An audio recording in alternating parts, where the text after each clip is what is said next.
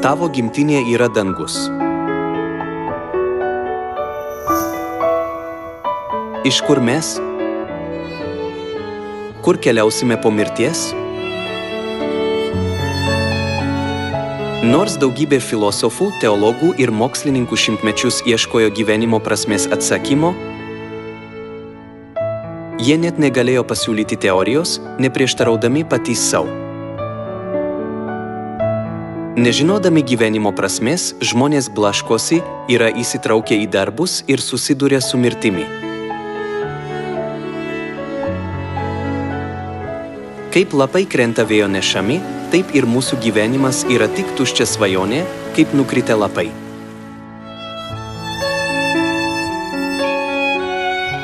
Tačiau mūsų gyvenime yra slepiama kai kas svarbaus.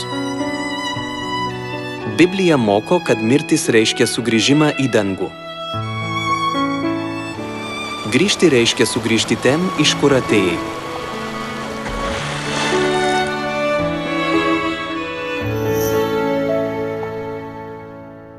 Prieš Dievui sukuriant žemę, tu buvai danguje.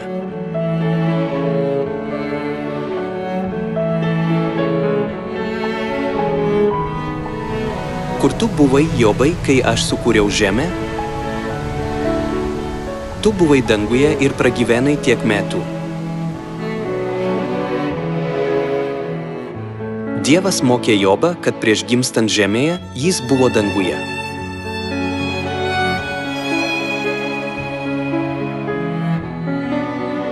Kaip ir Jobas, mes taip pat buvome danguje prieš gimstant žemėje.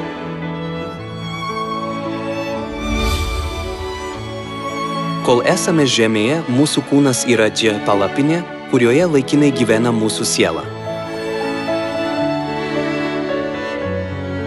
Todėl Jėzaus mokyti apaštalai žmonės vadino ateiviais ir svetimšaliais. Jie žinojo, kad mūsų gimtoji šalis yra dangus. Danguje, kur nėra laiko, erdvės ar greičio ribų, mes padarėme nuodėmę.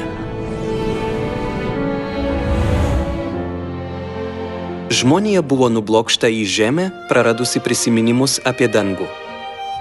Dejuodami dėl nuodėmių skausmo, žmonės dreba iš baimės dėl įvairiausių nelaimių. Ar nepasilgstate mūsų gražių ir šlovingų namų? Ar nėra jokio būdo grįžti į mūsų šlovinguosius dangiškuosius namus?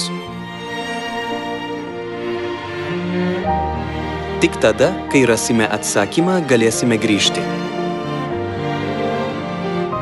Prieš 2000 metų Jėzus atėjo ir pamokė mus, kaip gauti nuodėmių atleidimą danguje ir atvėrė kelią į dangaus karalystę.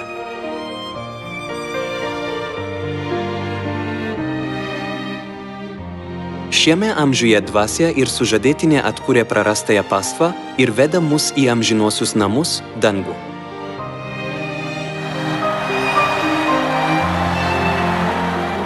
Tikiuosi, kad išlaikysite atkurtą pastvą ir sugrįšite į mūsų dangiškuosius namus, kurių pasilgote.